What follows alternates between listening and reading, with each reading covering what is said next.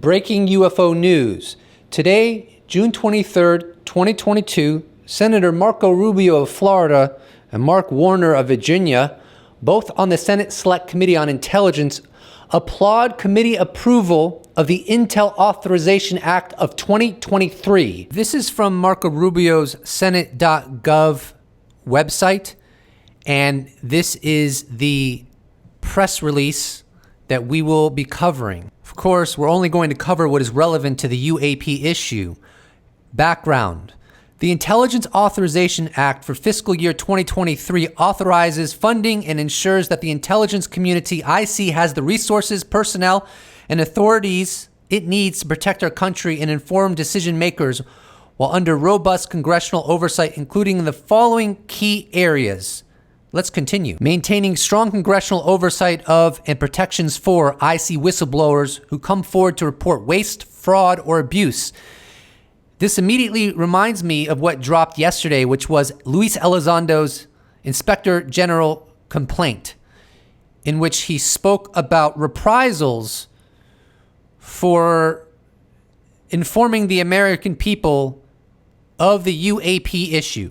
So this is on the radar of the Congress. That is protections for whistleblowers. And it could be argued that Elizondo was and is a whistleblower on the UAP issue. These two areas of the Intelligence Authorization Act of 2023 are of particular interest. Enhancing oversight of the intelligence community and Department of Defense collection and reporting on unidentified aerospace undersea phenomena. Let's cover that one first. So for many decades, UAP have been seen in the skies, whether from pilots or people on the ground, and even former Director of National Intelligence John Ratcliffe has stated that UAP have been recorded from satellites in space. But what some people may not be quite as familiar with is that UAP have also been detected in our oceans and even seen coming out of our oceans for quite some time, and some very compelling corroborated cases of that happening. And some of the best sensors that the United States military has in their possession are actually in the oceans.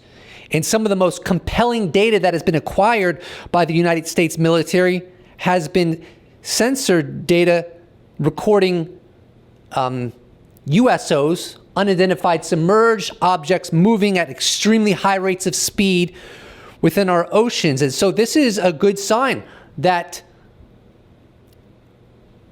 the United States Congress is pursuing oversight of data collected in our oceans of these UAP. And UAP are known to be or are assessed to be transmedium capable, which means that they can cross different mediums seamlessly without their shape or their technology changing, because it's the same object from when it comes from space to when it comes into our atmosphere, to when it goes into our ocean, to when it goes from our ocean to our atmosphere into space. We are dealing, as it appears, with technology well beyond anything in the inventory of foreign governments or our own. We just don't have this kind of capability to traverse separate mediums seamlessly. In light of this press release, I really like what journalist Christopher Sharp of LiberationTimes.com wrote. Hashtag transmedium transparency is a cool call to action. And I agree. If there are technological craft in our atmosphere going from one medium to the next of unknown origin, this needs to be known to all human beings on this planet and not be insulated into small components of the national security apparatus. On December 2nd, 2020, journalist Tom Rogan of the Washington Examiner wrote the article titled "Confirmed: Navy's Previously Unreported 2019 Triangle UFO Incident." He goes into USOs unidentified submerged objects in this article, and he has been doing a fantastic job covering the UAP issue. Here's an excerpt. It is the 2020 report, however, which is most striking. Shared very widely across the civilian and military intelligence community, it includes an extraordinary photograph taken in late 2019 of a triangle-shaped UFO. The photograph was taken by a FA-18F fighter jet operating off the U.S. East Coast. According to the report, the triangle UFO rose out of the Atlantic Ocean and rapidly accelerated out of sight on a vertical axis. I believe, but have been unable to confirm, that the aircrew responsible for the photo were operating off either the USS Dwight D. Eisenhower or the USS John C. Stennis. Later in the article. Finally, the 2020 report carried a heavy focus on underwater operating UFOs, or what the government calls unidentified submersible phenomena. McMillan rightly notes that the Navy is particularly loath to discuss this element of the phenomenon, fearing that doing so will compromise the operation of highly classified Navy acoustic sensor networks. As I've reported, another motive for the government's secrecy here is the apparent ability of some UFOs to travel underwater at speeds of hundreds of knots or more per hour. Combining that factor with the UFO's means of an apparent propensity for occasionally closing with nuclear-powered submarines has the Navy reasonably concerned. Namely, that the silent service isn't running as silent as the admirals would like to admit, and that China or Russia must not be able to replicate this technology. Such a development would shred the credibility and very function of U.S. nuclear deterrent forces, of which ballistic missile submarines are supposed to be the most survivable linchpin. In turn, and in a noticeable distinction with the record report approach of its surface warfare colleagues, the submarine force prefers to write off undersea sensor detections as anomalies, as I found during a June interview with the admiral commanding U.S. submarine forces. Let's do a little thought experiment, shall we? Over the past 4 years, the UAP issue has escalated like never before, to the point where we have a new UAP office within the Department of Defense. Not the Air Force, but the Department of Defense, with bipartisan support from the United States Congress. And I could go on, but let's just keep it there for now. Let's say the credibility of the UAP issue continues to increase. And let's say it culminates with smoking gun evidence provided for review by the American public and the world at large. Now, what is going to happen as a consequence of that? Well, all of the literature and the corroborated UFO sightings and experiences of people all over the world will suddenly be taken much more seriously.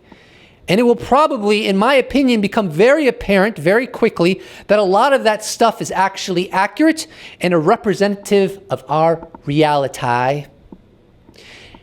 What does that encompass? It encompasses so many things.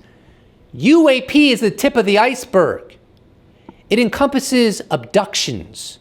It encompasses not just unidentified aerial phenomena, but unidentified submerged phenomena. It ain't just in our airspace, baby, but it's in our oceans.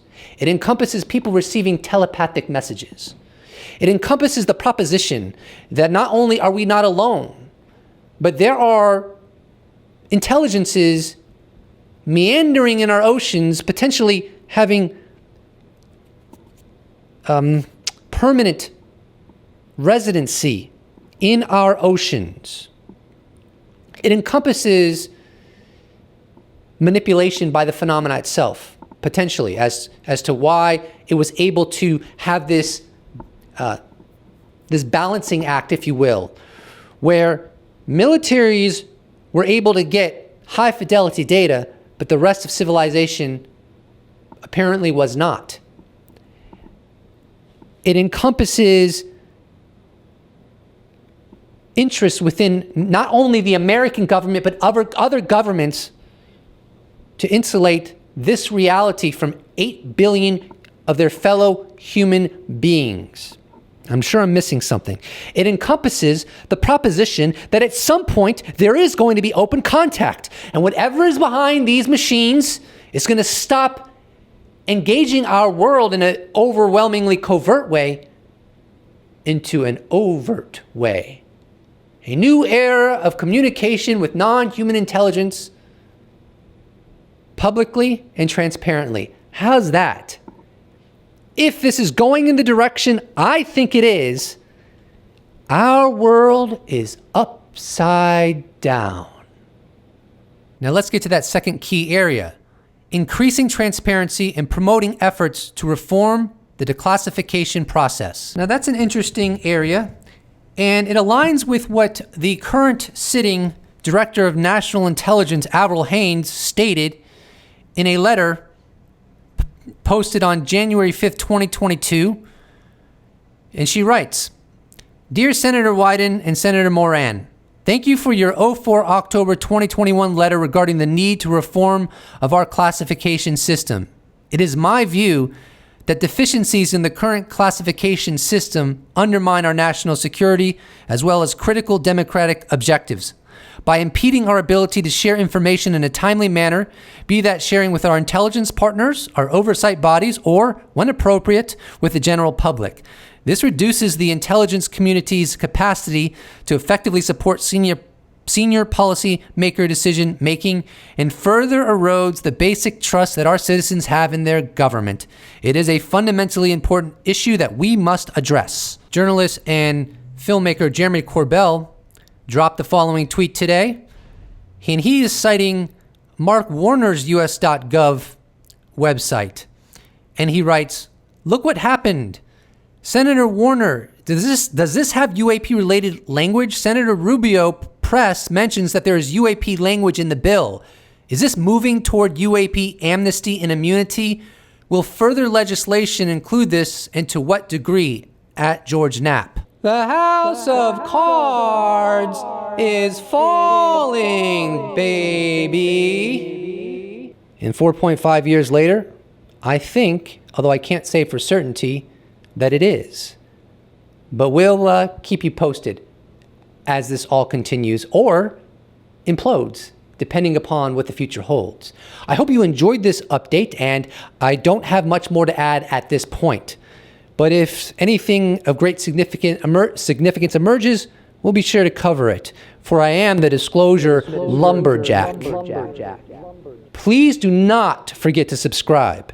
And if you'd like to support this channel, you can check out my merch shop where I sell t-shirts. You could become a patron. You could become a YouTube member. You could even just give me a one-time donation. All those possibilities are in the description box below as links. Or you could just slap a like on this bad boy, and I will appreciate it so much. Thank you so much for watching. I am the Disclosure Lumberjack, and I will see you in the next episode. Special thanks to all patrons, YouTube members, those that have bought merch, those that have given me a one-time donation. I couldn't do without you. Thank you so much. See you in the next episode.